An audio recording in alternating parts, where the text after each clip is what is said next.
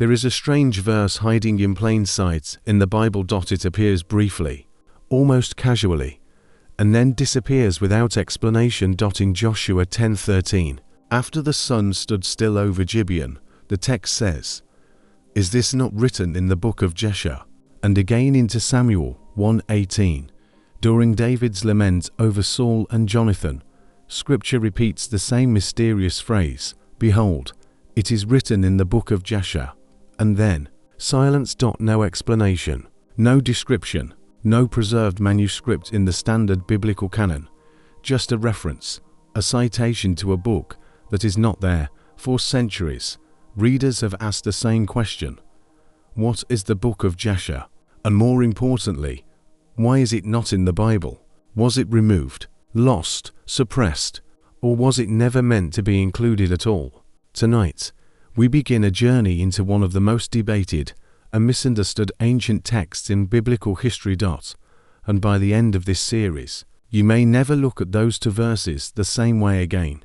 The word Jasher comes from the Hebrew word Jasher, meaning upright or just. Some scholars believed the phrase could be translated as the book of the upright or the book of the just.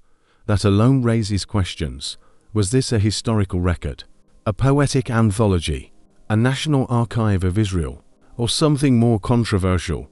Because here is what makes the mystery even deeper. Ancient Jewish tradition believed such a book once existed, yet the version of the Book of Jasher circulating today is not universally accepted as that original text. In fact, the book most people now refer to as the Book of Jasher was first printed in 1625 in Venice and then republished in English in the 19th century.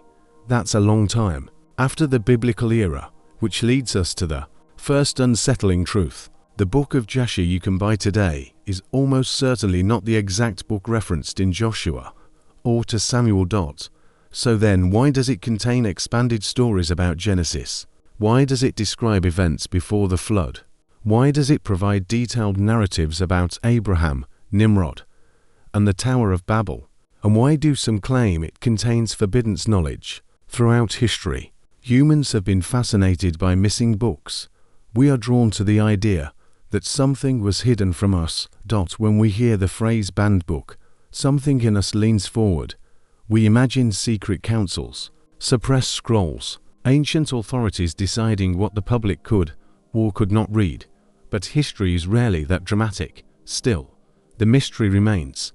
Why would Scripture reference a book that is not preserved? Why mention it twice and never explain it? Some argue that the Book of Jasher was simply a well-known historical source at the time, much like how modern historians cite other works. Others believe it was part of a broader body of ancient literature that circulated in Israel but was never considered divinely inspired. And then there are those who claim it was deliberately excluded because it contained controversial details that did not align with later theology.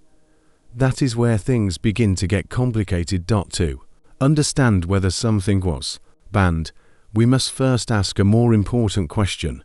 Was it ever officially included? The biblical canon, the recognized list of inspired books, was not formed randomly. Over centuries, Jewish scholars and later Christian leaders evaluated texts based on authorship, consistency with established revelation, widespread usage, and perceived divine inspiration. The Book of Jasher does not appear in any early canonical lists, not in the Hebrew Tanakh, not in early Christian New Testament lists, not among the Dead Sea Scrolls in a confirmed form. That alone suggests something important. It was never universally recognized as Scripture, which challenges the popular narrative that it was removed. You cannot remove what was never officially included.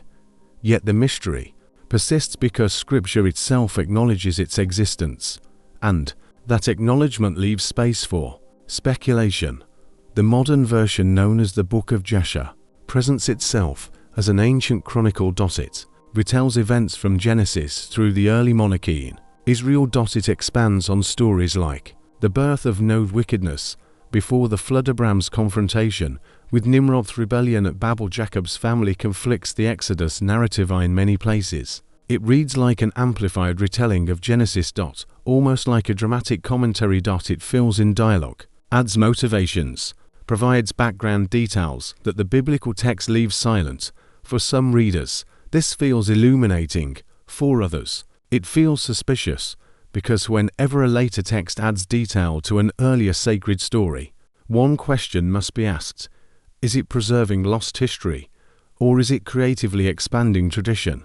The term forbiddance did not originate in ancient councils. It originated in modern fascination. The Book of Jasher became popular in circles that seek hidden knowledge, especially in the 18th and 19th centuries, when rediscovered ancient texts began circulating in Europe and America. There was a growing appetite for lost scriptures. The same curiosity that fuels interest in the Book of Enoch also fuels interest in Jasher. And the more something appears mysterious, the more it is labeled suppressed. But was it truly banned, or simply not recognized as inspired? There is a difference, a significant one. Banned book implies rejection after acceptance.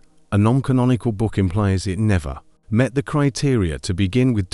Understanding that distinction is crucial, because the story of Jasher is not necessarily one of conspiracy. It may instead be one of preservation standards, and that leads us into the deeper question: how did ancient communities decide what counted as scripture? In ancient Israel, prophetic authority mattered. Texts associated with recognized prophets carried weight. Moses, Samuel, Isaiah, Jeremiah, their words were preserved because they were believed to speak with divine authority. But who wrote Jasher? No clear author is identified. No prophet is attached to it. No explicit claim of divine revelation appears in its surviving form. It reads more like a historical epic, which suggests something important. It may have functioned as a national chronicle rather than sacred revelation. That would explain why Joshua and Samuel could reference it the same way a modern author might cite a historical record without elevating it to scripture. But if that is true, why did later generations lose the original, and how did a later medieval text come to carry its name? Those questions open a door to the next chapter of this investigation, because the story of the Book of Jasher is not just about what it says. It is about how history remembers. And sometimes remembers. In the next section, we will examine the historical trail, the earliest Jewish references to Jasher, medieval claims about its preservation, Venetian publication of 1625, and the debate over authenticity. Before we can answer whether the Book of Jasher was banned, we must first determine whether the book we have is the book that was ever mentioned at all. And that is where the mystery truly begins. If the Book of Jasher was not formally canonized, if it was never listed among sacred scrolls, if no early council officially rejected it, then how did it survive at all? That question takes us into the murky corridors of Jewish history, medieval manuscripts, and early modern printing presses, because between the time of Joshua and the 17th century lies a silence of more than 2,000 years, and in that silence, legends formed. Ancient Jewish tradition did not ignore the Book of Jasher. Rabbinic writings occasionally referenced a Book of the Upright, though not always with clarity. Some Jewish commentators believe the phrase in Joshua 10:13 referred not to a separate book at all, but to a poetic section within the Torah itself. Others speculated that it may have been a national epic, a collection of heroic songs, a chronicle of righteous individuals in Israel's history. But here's what's important: no complete manuscript from the biblical era has ever been discovered. Not among the Dead Sea Scrolls, not in synagogue archives, not in early rabbinic collections. That absence matters, because when texts like Book of Isaiah or Book of Deuteronomy were found among the Dead Sea Scrolls, their authenticity and antiquity were confirmed through physical evidence. The Book of Jasher has no such archaeological validation, which means we are not dealing with a preserved biblical era manuscript. We are dealing with a name that survived longer than the text itself, and names can Travel far. Asterisk. The next significant appearance of the Book of Jasher does not come until the medieval period. Around the 12th and 13th centuries, Jewish scholars in Europe began referencing a text called Sefer Hayashar. Now here is where confusion begins. There were actually multiple works with that name. One was an ethical treatise, another was a halachic legal work, and yet another was a narrative retelling of biblical events. Which one was the Book of Jasher?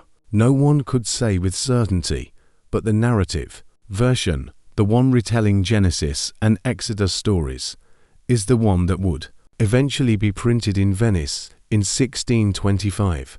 That printing changed everything. Asterisk. In 1625, a Hebrew book titled Sefer Hayashar was published in Venice.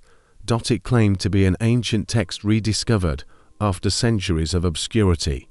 According to its introduction, the manuscript had allegedly been found in Jerusalem during the destruction of the city in AD 70, preserved, and eventually passed down through generations. That story sounds dramatic, asterisk, but historians have raised serious doubts. There is no independent evidence verifying that chain of transmission. No early citations of that specific manuscript. No mention in earlier rabbinic catalogues. No physical manuscript dated before the medieval era. In other words, the 1625 edition appears to be the first verified appearance of this narrative text, which means it is almost certainly medieval in origin, not ancient Israelite, and yet, once printed, it began to circulate widely. The next major development came in 1840. An English translation of the Book of Jasher was published in London. This translation introduced the text to a new audience, particularly in Protestant circles fascinated by ancient biblical expansions. Suddenly, English-speaking readers had access to detailed stories about Nimrod challenging Abraham, Noah warning humanity before the flood, wars. Moses' youth in Pharaoh's call. Stories were captivating. They filled in narrative gaps. They provided dramatic detail where Genesis had been concise, and for many readers, it felt like discovering lost scripture. But excitement does not equal authenticity. Scholars quickly began comparing the text's language, style, and theology to ancient Hebrew works. The conclusion: the Hebrew style reflected medieval composition. Its vocabulary included linguistic features that did not exist in biblical Hebrew. Its structure resembled midrashic expansions, interpretive storytelling common in Jewish tradition, rather than original prophetic revelation. That distinction is crucial, because midrash is not deception. It is a teaching method. Ancient rabbis often expanded biblical stories to draw moral lessons or theological insights. The Book of Jasher, in its surviving form, fits comfortably into that tradition, which means it is likely a medieval midrashic work, not a suppressed ancient scripture, because the Bible mentions it, and that mention gives the name authority. When modern readers see a biblical citation, they assume equivalence, but scripture also references other works we no longer possess. For example, the Book of the Wars of the Lord, Numbers 21-14, the Book of the Chronicles of the Kings of Israel, Book of Nathan the prophet. None of those are in the biblical canon. None are considered lost scripture. They were historical or poetic sources used by biblical authors. The Book of Jasher likely falls into that same category, which challenges the narrative of suppression. It suggests something less dramatic, but more historically plausible. The original Book of Jasher may have been an ancient national record. That record was lost over time. Centuries later, a medieval author composed a narrative expansion and gave it the same name. The result: a text that feels ancient, but is likely not the original. Now we reach a turning point. If the modern Book of Jasher is medieval, then the question shifts. It is no longer, why was it banned? Instead, it becomes, why do people believe it was? Because the evidence suggests it was never part of the biblical canon to begin with. It was not removed at a council. It was not declared heretical. It was not condemned alongside apocryphal texts. It simply never achieved canonical status. and that difference matters. But we cannot stop here, because even if the current version is medieval, it still contains ideas that have stirred controversy, ideas about angels, about giants, about early human civilization, about divine judgment. Some of those ideas overlap with other ancient writings, including texts like the Book of Enoch. And that overlap has fueled claims that suppressed knowledge existed in early Judaism. So in the next section, we will examine the content itself, not the rumors, not the legends, but the actual narratives. What does the Book of Jasher say about the pre-flood world? Abraham's confrontation with idolatry, the rise of Nimrod, the moral corruption of early humanity. And do those teachings truly contradict Scripture or simply expand upon it? Because understanding its content is the only way to determine whether it was dangerous or simply misunderstood. And that is where our investigation deepens. Now that we have traced the historical trail, now that we understand the likely medieval origin of the surviving text, we must confront the question that truly fuels the fascination. What does the Book of Jasher actually say? Because no book is labeled forbidden without reason. Whether fairly or unfairly, something inside it must have triggered suspicion. And when readers open the Book of Jasher, they quickly realize something. It does not introduce entirely new theology. Instead, it expands. It elaborates. It dramatizes. It fills the silence between the lines of Genesis.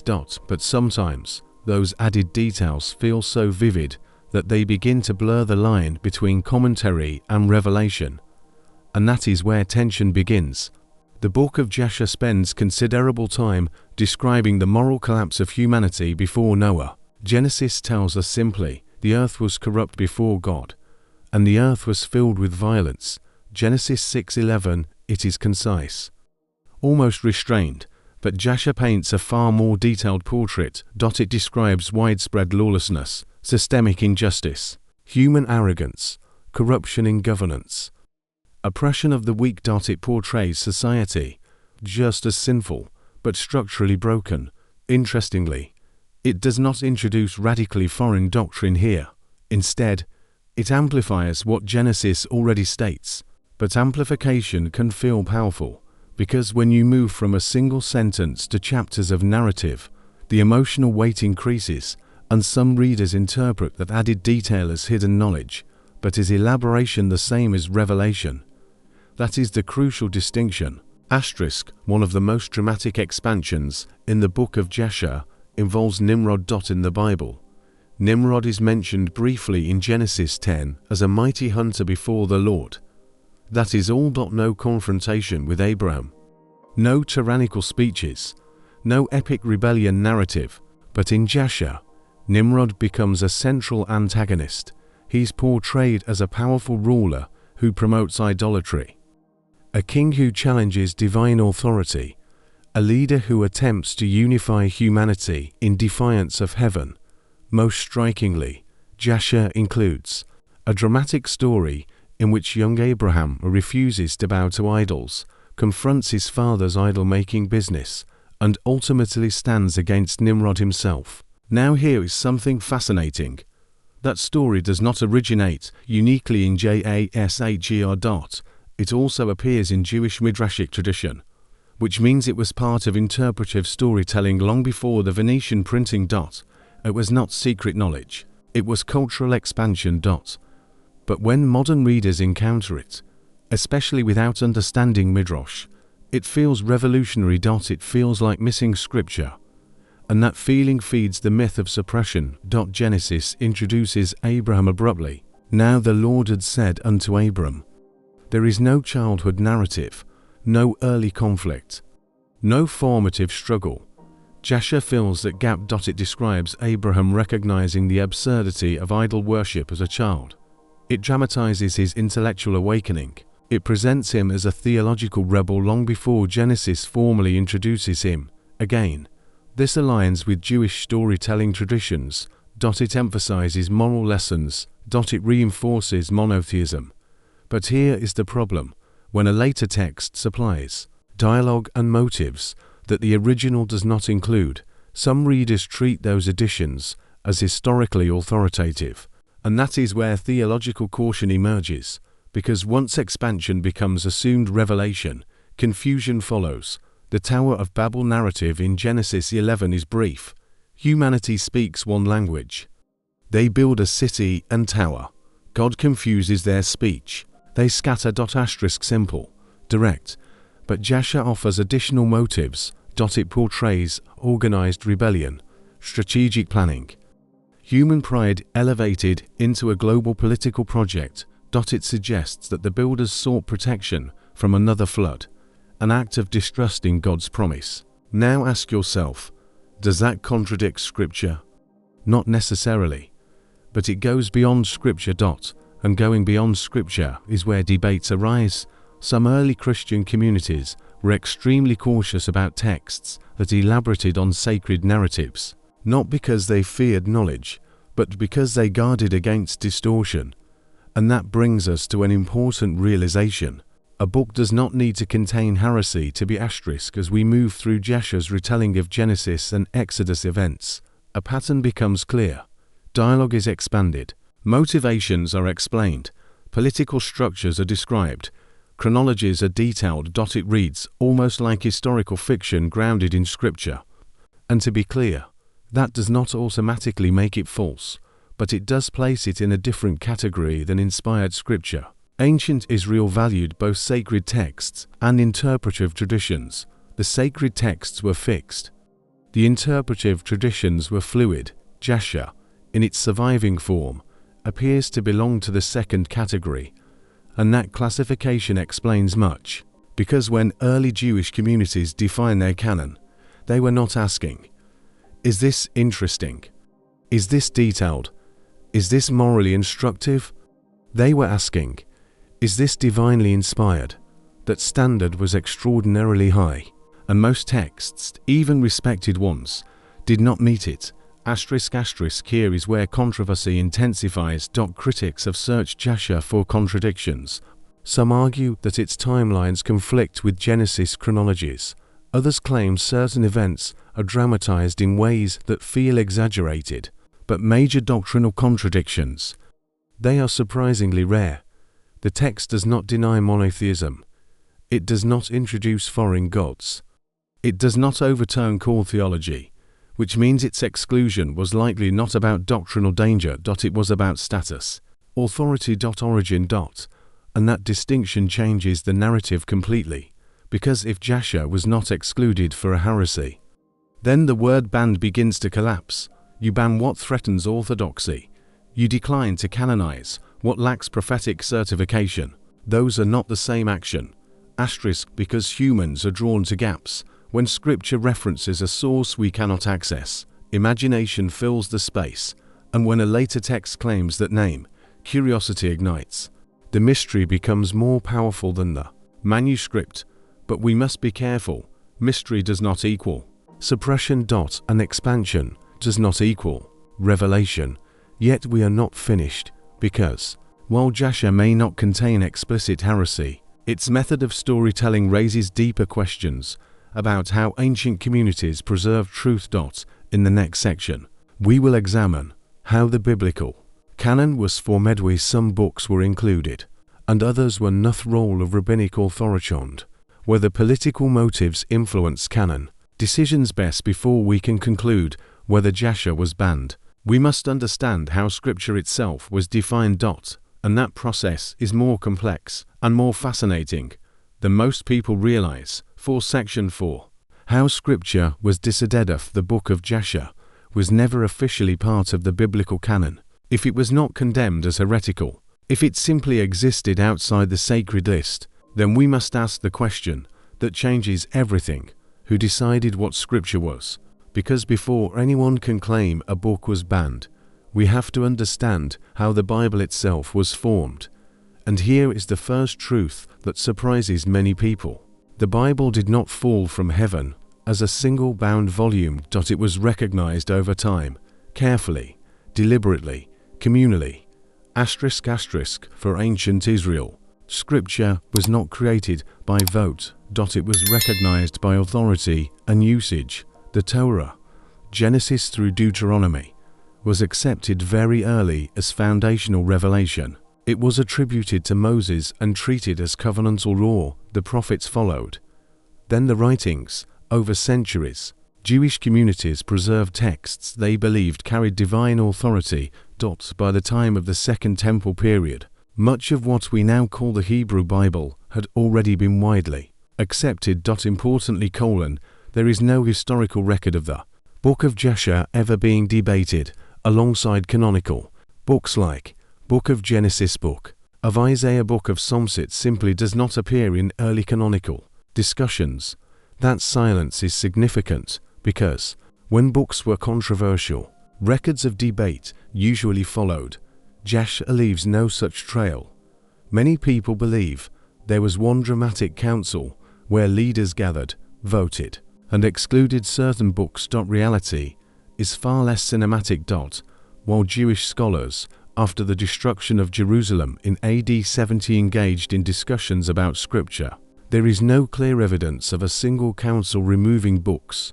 Rather, there was a long process of recognition. Texts that were widely read in synagogues, texts believed to originate from prophets, texts consistent with established theology. Those were preserved, others were respected, but not canonized. This distinction matters deeply because a respected historical text is not the same thing as inspired Scripture. When early Christians emerged, they inherited the Hebrew Scriptures. Jesus and the apostles quoted from the law, prophets, and Psalms. There is no recorded instance of them quoting the Book of Jasher as authoritative revelation. Even though Joshua and Samuel reference it, the apostles do not elevate it further. That silence continues. By the time Christian leaders in the early centuries discussed authoritative writings, their focus was primarily on New Testament documents. The Old Testament books were largely inherited from Jewish tradition, and again, Jasher does not appear in those discussions. So what made a book canonical? Generally, several criteria mattered. Prophetic or apostolic authority. Was it written by a recognized prophet or apostle? Consistency with established revelation. Did it align with the theological core already received? Widespread acceptance. Was it used broadly across communities? Antiquity. Did it originate in the proper historical period? When we apply those standards to the surviving Book of Jasher, challenges emerge. There is no confirmed prophetic author. Its manuscript history appears medieval. Its usage was not widespread in early communities. That does not make it malicious, but it does explain its exclusion. Exclusion is not the same as suppression. Here is where speculation often enters. Some argue that religious authorities suppress certain books to maintain control. That narrative is powerful, but it requires evidence. When examining canon formation historically, what we see is caution, not conspiracy. Leaders were deeply concerned with preserving texts they believed were divinely inspired. Adding to that list was taken seriously. If anything, communities were conservative about inclusion. They hesitated to add. They did not aggressively remove. That pattern appears again and again in historical analysis. So if Jasher was not canonized, the more likely explanation is not fear of its content, but uncertainty about its origin. An origin matters when dealing with sacred scripture. Ancient Jewish tradition had room for many kinds of literature: legal text, historical, chroniclers, ethical, treatise, poetic, works, interpretive expansions. Not all of them were scripture. Some were instructive, some were inspirational, some were historical, but only a few were considered divinely breathed. The Book of Jasher, in its surviving form, reads like an expanded historical narrative, similar to Midrash. Midrash was never considered equal to Torah. It was commentary, which reframes the entire debate.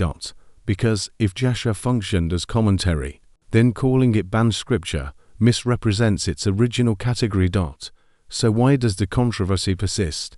Because of those two verses, Joshua 10:13 to Samuel 1:18.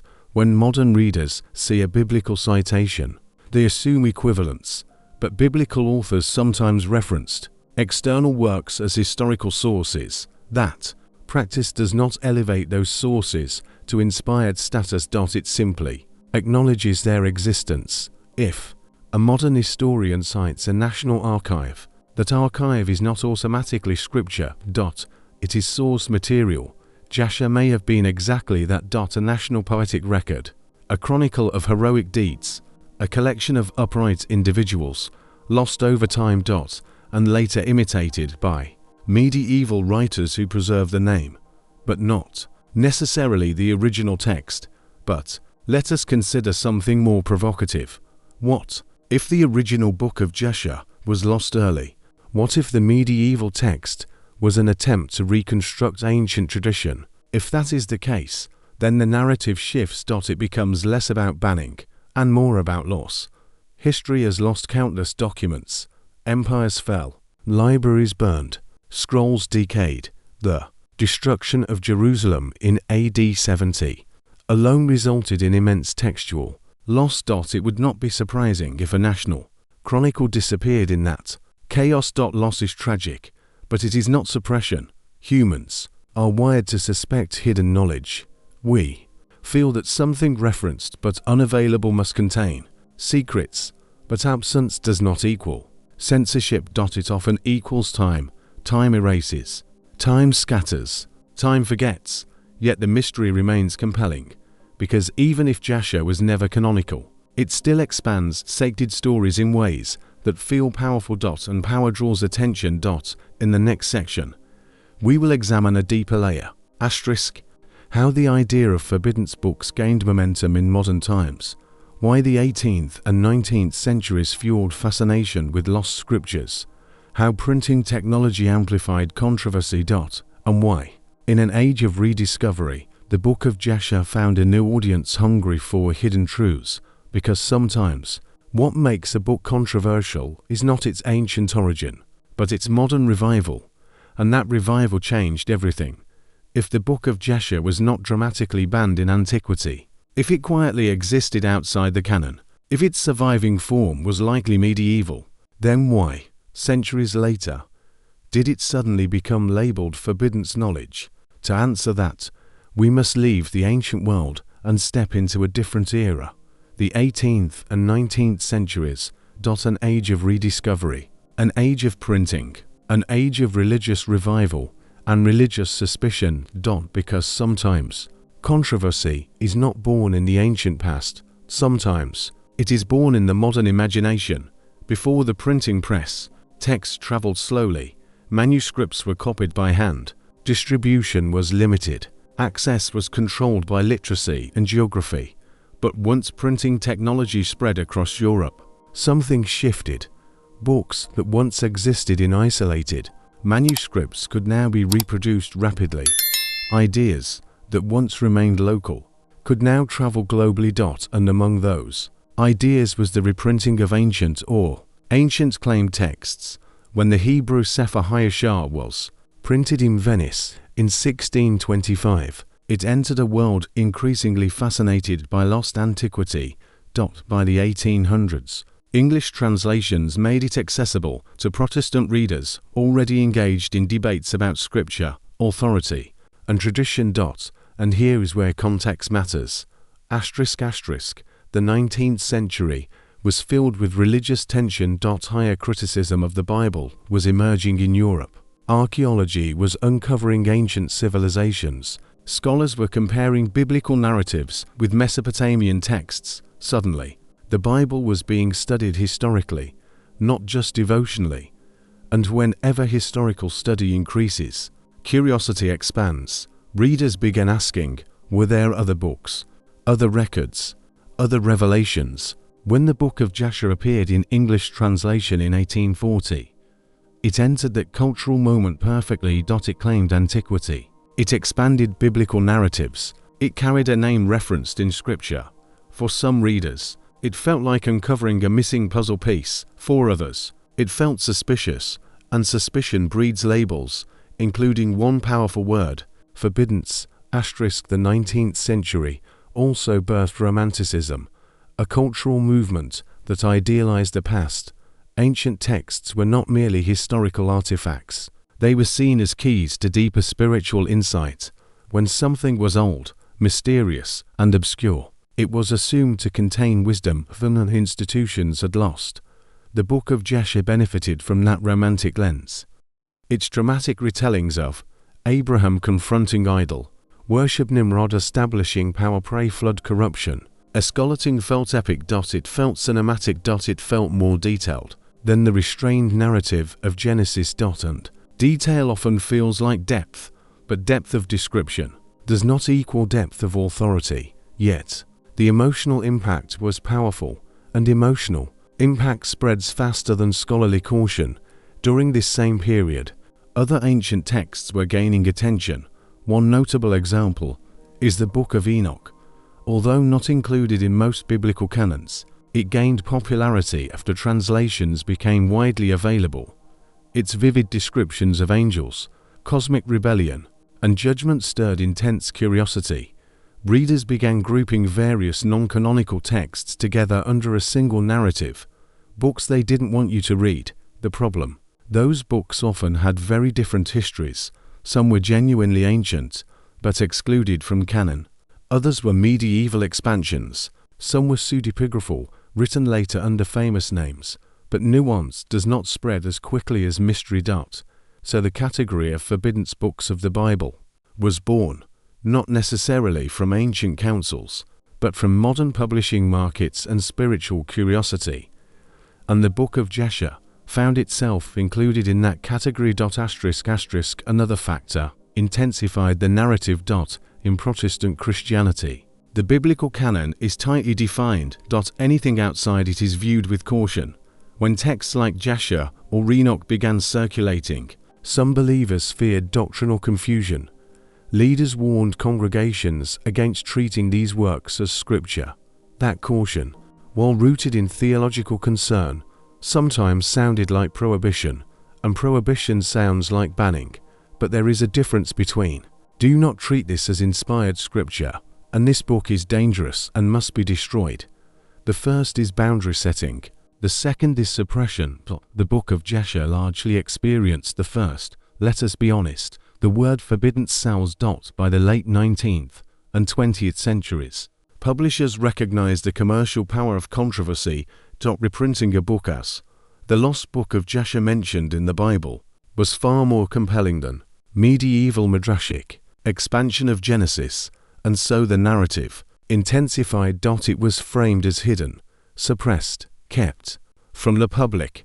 But framing is not the same as history. The evidence does not show church councils burning copies of Jasher. It does not show systematic eradication campaigns. It does not show theological trials condemning it. What it shows is limited recognition and later rediscovery.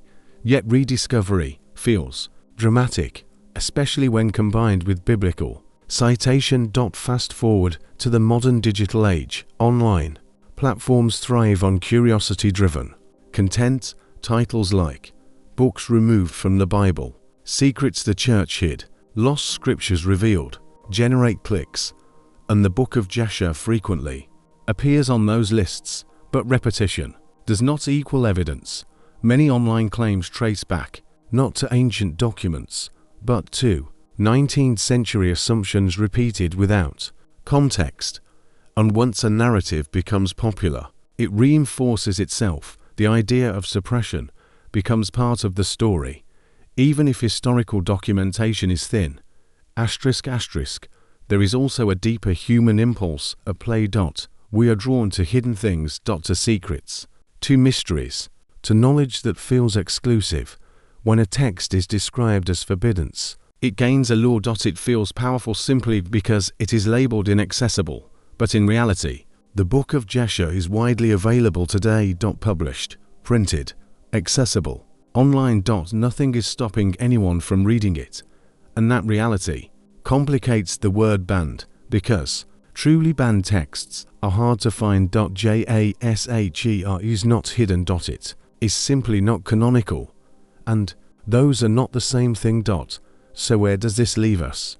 The Book of Jasher likely was originally A lost ancient reference reemerged in medieval narrative formers, printed in 1625, translated into English 1840, marketed as a lost biblical text, gradually labeled forbiddance in popular culture in it, because ancient leaders feared it, but because modern audiences craved mystery. Yet we are not finished, because there remains one more layer to explore. Even if Jasher was not banned, even if it was not suppressed, does it hold value? Can non-canonical texts still offer historical or cultural insight? And how should believers approach books that expand sacred narratives? In the next section, we will examine the theological implications, not the rumors, not the marketing, but the deeper spiritual question. What happens when we blur the line between inspired scripture and interpretive tradition? ***, because that line, once crossed, changes everything. We have examined the history. We have followed the manuscript trail. We have dismantled the myth of dramatic suppression. We have seen how modern fascination amplified the label forbiddance. Now we arrive at the deeper issue. Not historical, not political. Theological. Because the real question surrounding the Book of Jasher is not, was it banned? But rather, what happens when a narrative expansion begins to function like revelation? That is where the tension truly lives. The Bible is often remarkably concise. Genesis moves quickly. Characters appear suddenly. Events unfold with minimal commentary. Abraham is called without childhood backstory. Nimrod is mentioned without detailed biography. The pre-flood world is summarized in a few verses. That brevity leaves space. And human nature resists empty space. We want dialogue. We want motive. We want explanation. The Book of Jasher steps into that silence. It provides conversations that Genesis does not record, political structures that Scripture does not outline, emotional motivations that the Bible leaves unstated, and when readers encounter that detail, it feels satisfying. The story feels complete. But here is the theological risk. Satisfaction can be mistaken for inspiration. In Jewish tradition, there has always been a distinction between written Torah and interpretive tradition. Midrash, the expansion of biblical narratives, was never meant to replace Scripture. It was meant to illuminate it. The problem arises when later readers forget the category. If someone reads Jasher without historical context, they may assume this must be the missing original, but evidence suggests the surviving text is medieval, which means it reflects centuries of interpretive thought layered onto ancient stories. That does not make it useless, but it changes how it should be read. As commentary, not canon. And that distinction protects theological clarity. Scripture carries authority because communities recognized it as divinely inspired. That recognition was not casual. It was guarded. Once a book is treated as inspired, it shapes doctrine, it shapes ethics, it shapes worldview. If the Book of Jasher were elevated to that level, several complications emerge. For example, if Jasher includes expanded dialogue between Abraham and Nimrod, does that dialogue carry divine authority? If it provides additional chronology details, are those details binding? If it describes motives Scripture does not mention, should those motives be treated as historical fact? These questions matter. Because authority determines influence, and influence shapes belief. One of the primary reasons religious communities are cautious about non-canonical texts is not fear of knowledge. It is concern about equivalence. When expansion is given equal weight to Scripture, confusion follows. Consider this carefully. If Genesis presents an event in 10 verses, and Jasher presents it in 3 chapters, which narrative feels more complete? Which feels more detailed? Which feels more persuasive? Often, the longer one. But length does not equal legitimacy, and detail does not equal divine endorsement. This is not about rejecting curiosity. It is about preserving boundaries. Absolutely. Historical context matters. Second Temple literature, midrashic traditions, and ancient commentaries helped scholars understand how communities interpreted Scripture. They reveal cultural assumptions. They expose theological development. They show how stories were received across centuries. The Book of Jasher can function in that category. It can offer insight into how medieval Jewish writers imagined biblical events. It can reveal what themes they emphasized: faithfulness against idolatry, moral corruption before judgment, courage in confronting power. Those themes are not foreign to Scripture. They are amplifications, but amplification should never override foundation. Imagine being part of an ancient community, preserving sacred texts. Persecution exists. Empires threaten. Manuscripts are fragile. You cannot afford confusion. You cannot allow every dramatic retelling to carry equal weight. So you draw lines. Not because you fear truth, but because you guard it. Canon formation was not about limiting knowledge. It was about protecting what was recognized as divinely given. That mindset explains caution toward texts like Jasher, not hostility. Caution.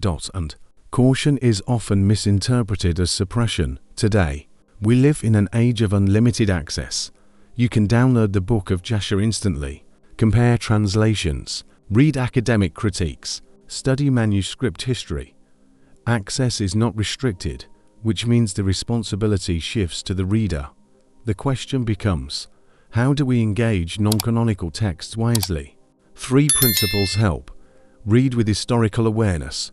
Understand when and where the text originated. Distinguish expansion from revelation. Recognize commentary as commentary. Avoid doctrinal elevation. Do not build theology on texts not recognized as inspired. When those principles are applied, the fear of forbidden knowledge fades. Because knowledge is not dangerous, misclassification is. There is something intoxicating about believing you have access to information others do not. It creates a sense of superiority, of insider status, of awakening. Throughout history, groups have formed around secret texts. They often claim deeper understanding than mainstream communities. But secrecy does not guarantee truth. Sometimes it simply guarantees exclusivity. The Book of Jasher, despite being widely available, still carries that aura of hidden depth because of its biblical mention. But aura is not authority, and mystery is not mandate. Let us be clear. Nothing in the available evidence suggests the Book of Jasher was hunted down and destroyed as heretical. Nothing suggests councils condemned it with formal athemas. It appears to have existed outside the canon quietly, later rediscovered, later dramatized, later marketed. Which shifts the entire narrative. Instead of asking, what were they hiding? We might ask, what category does this book truly belong to? And once that category is understood, the tension dissolves. But there is one final layer we have not addressed. Even if Jasher was not banned, even if it was medieval, even if it is commentary, why did the original Book of Jasher, the one referenced in Scripture, disappear? Was it lost in war, neglected over time, absorbed into other traditions? In our next section, we will explore the possibility of lost. Because sometimes the most powerful story is not about suppression. It is about disappearance. And disappearance can be far more mysterious than prohibition. We are nearing the heart of this investigation. And the final pieces may surprise you. We have dismantled the myth of dramatic suppression. We have traced the medieval origins of the surviving Book of Jasher. We have examined canon formation and the boundaries between Scripture and tradition.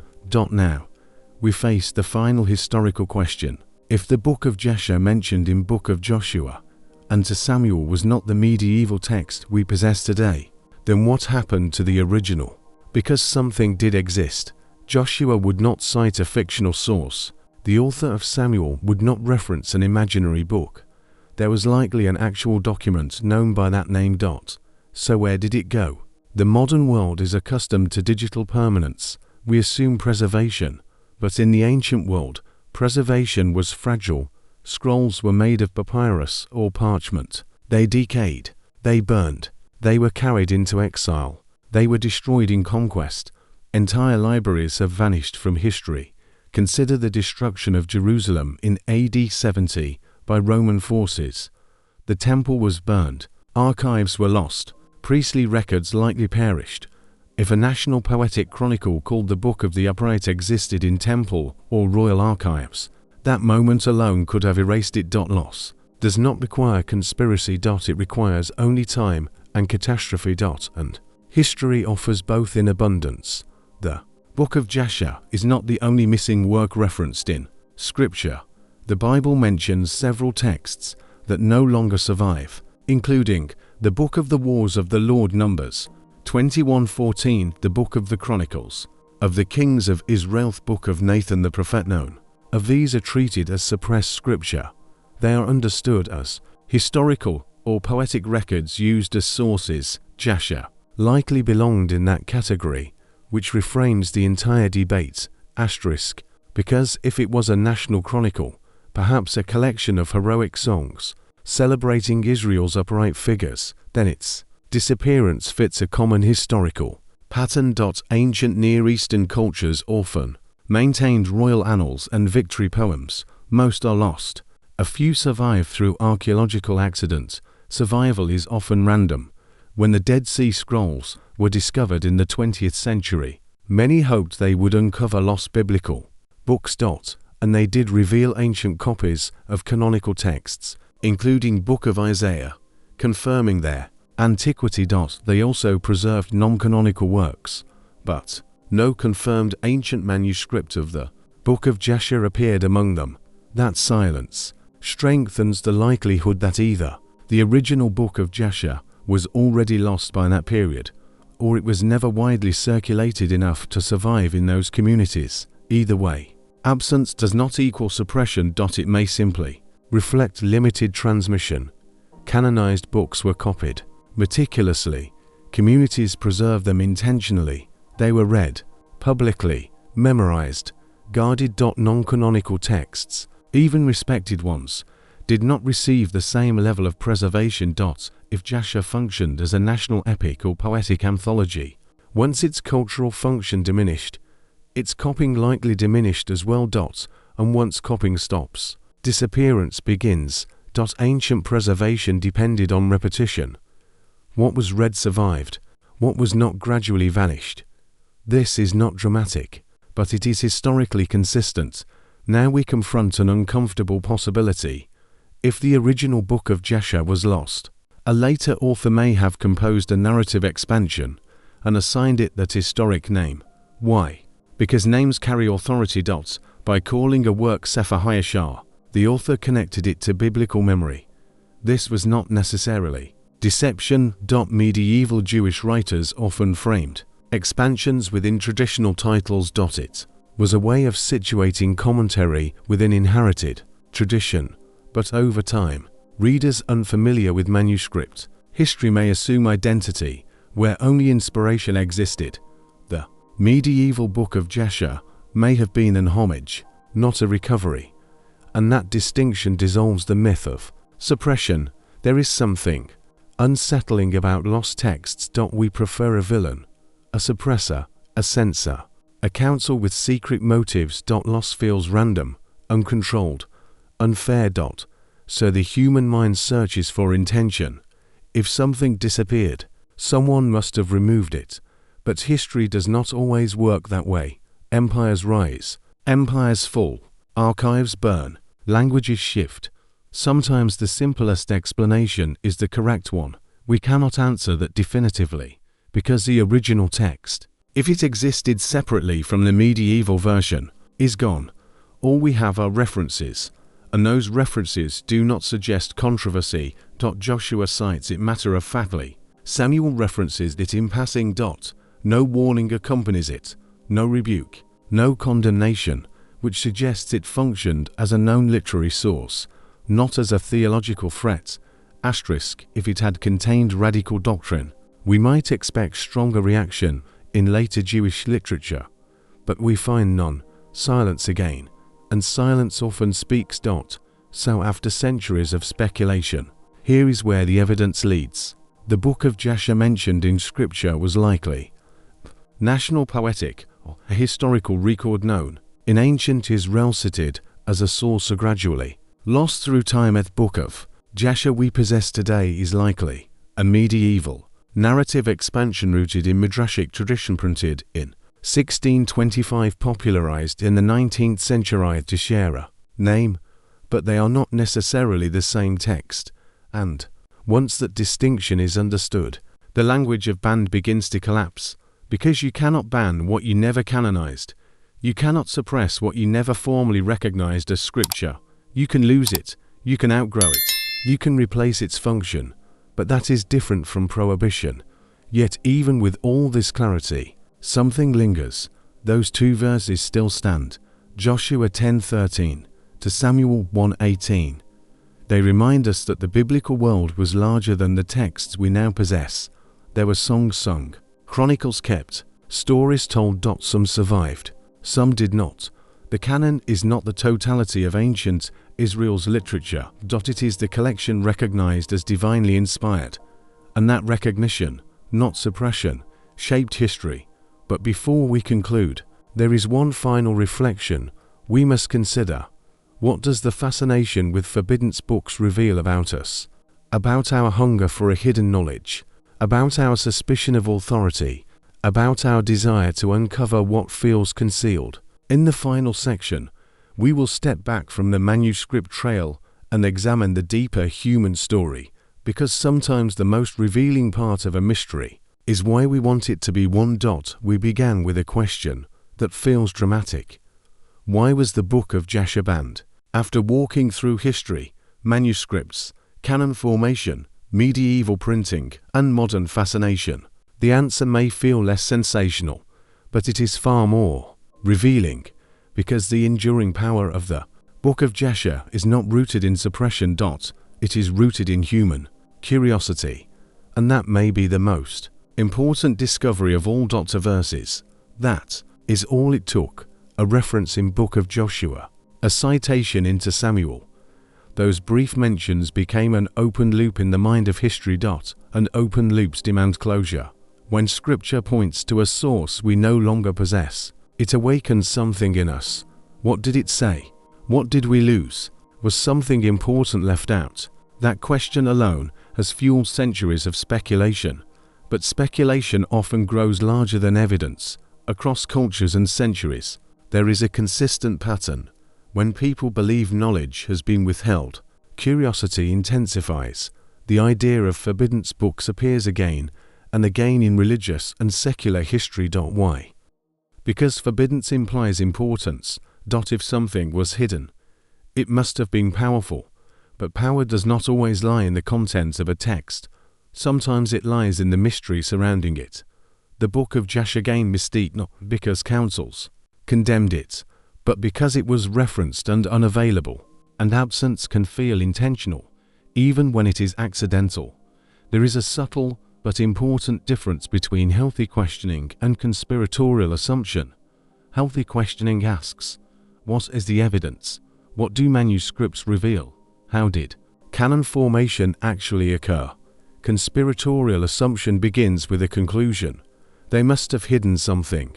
But when we examine the historical record carefully, we find no council records banning Jasher, no decrees condemning it, no documented suppression campaigns. Instead, we see a likely lost ancient source, a medieval work bearing the same name, a 17th century printing, a 19th century translation, and a 20th century marketing wave labeling it lost scripture.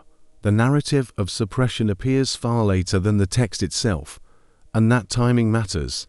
Let us be honest, the phrase forbidden knowledge captures attention. It evokes intrigue. It promises revelation. It suggests insider access, but clarity often lacks drama. The evidence suggests the Book of Jasher was not banned. It was never canonized. It was not hunted. It was not preserved at the level of Scripture. It was not silenced. It was categorized differently, and that difference reshapes the entire conversation. Perhaps the deeper lesson is not about Jasher at all. Perhaps it is about us. We live in an age of information overload. Yet we still crave secrets. We still long for something hidden. There is something psychologically powerful about believing we are rediscovering lost truth. It creates meaning. It creates excitement. It creates a sense of awakening. But sometimes the truth is simpler. Not everything referenced in Scripture was meant to be Scripture. Not every ancient text was divinely inspired. Not every lost document was suppressed. Some were simply part of the broader literary world of their time. And that world was larger than the canon. Understanding the history of the Book of Jasher does not weaken Scripture. If anything, it highlights the care with which canon was recognized. Ancient communities distinguished between inspired revelationistic records, poetic works, interpretive expansions. That discernment was not about hiding information. It was about preserving authority. When a book was recognized as Scripture, it shaped identity, law, theology, and worship. That recognition required caution, and caution should not be mistaken for fear. Yes. It is widely available. Printed, digital, accessible. There is no prohibition preventing anyone from studying it, and reading it with historical awareness can be valuable. It can provide insight into how medieval Jewish tradition expanded biblical narratives.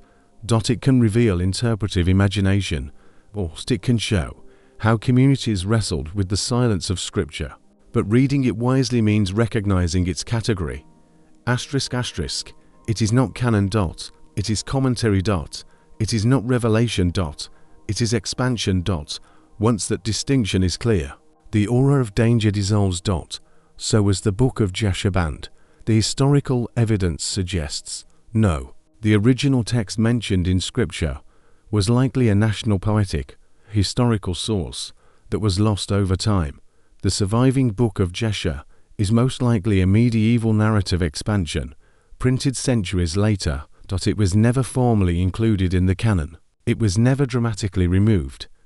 It was never officially condemned as heresy. It simply did not meet the criteria for inspired Scripture. And over time, the story of its absence grew more dramatic than the evidence supports. Yet even after all this clarity, something beautiful remains. Those two ancient references remind us that the biblical world was alive with literature. Songs were written. Chronicles were kept. Stories were told. Some survived in the canon. Others did not.